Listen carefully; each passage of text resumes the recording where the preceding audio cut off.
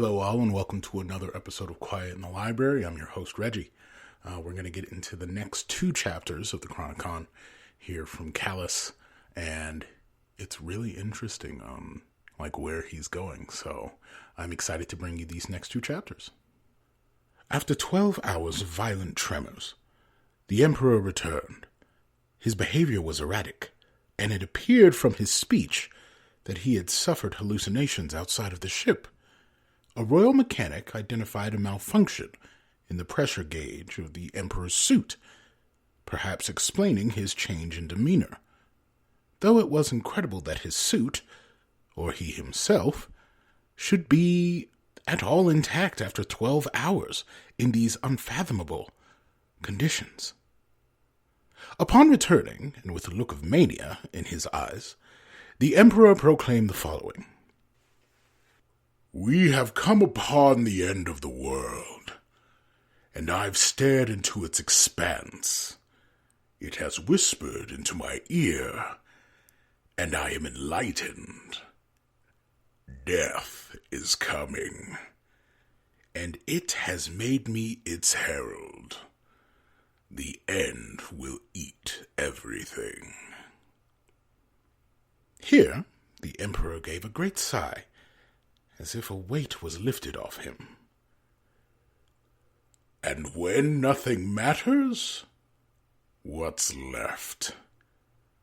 Joy, comfort, freedom, the true freedom of pursuing pleasure for pleasure's sake, because it pleases you, because you desire it.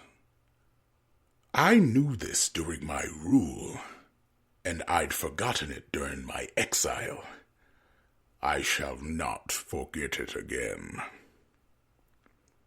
The Emperor was encouraged by his advisors and myself to rest, in case the bizarre behavior was a passing sickness of the mind. Before he retired to his observation room, the Emperor described his encounter in detail. Zozan offered to me this bizarre retelling. Outside the ship, the Emperor looked over the edge of the universe and saw nothing. That is, it wasn't that he saw nothing unusual, but he saw nothing. The absence of light, dark, life, death.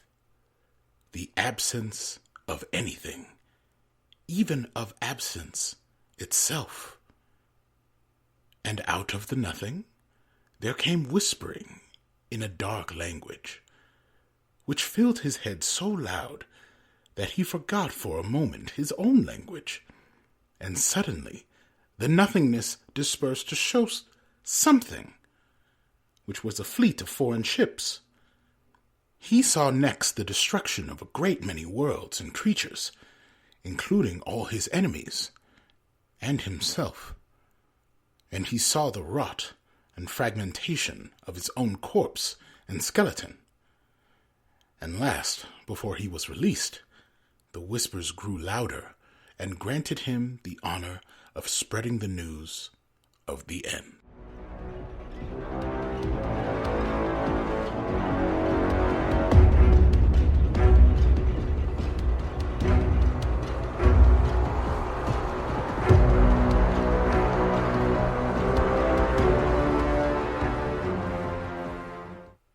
Whereas the writings of Scribe Tislat revealed a treasonous mistrust for our great emperor, and whereas his traitorous actions resulted in a falseness writ into our records unknowingly, therefore the scribe Shagak shall rightly replace him as royal historian, alongside scribe Exalt by the order of the emperor himself. Let truth alone shine through these records, not personal bias or failure. The following corrections to the record must be observed. The great revelation was not a hallucination induced by a malfunctioning suit, and such a suggestion is akin to treason, punishable with death by boiling. Number 2, the expansion of the prison ship Leviathan into a great palace of pleasure was an edict supported by all of Calus's loyalists, save for the traitor Tizlite. And, number 3, the shadows of the cliffs, the Sindhu, and the Arkborn represent the greatest, most skilled of their kind, hand-picked by Calus himself, and were chosen not for any petty or personal aim, but a greater cosmic need, to help our great emperor usher in the end of times. The Emperor Calus, last and greatest emperor of the Cabal, the chief gift-giver, the good host with a generous banquet, the prince of mirth, and the lord of laughter, spake thus of his shadows, with love shining in his sparkling black eyes. My beloved shadows represent everything that was lost to me when the Red Legion took Torobatl. They are the epitome of the empire I built. They are each the perfect specimen from their homeworlds, living the fullest version of their lives, because they are the very fullest versions of their very species. They are everything I need to reclaim what was taken from me, and they are the ones I want by my side as I prepare this world for its end.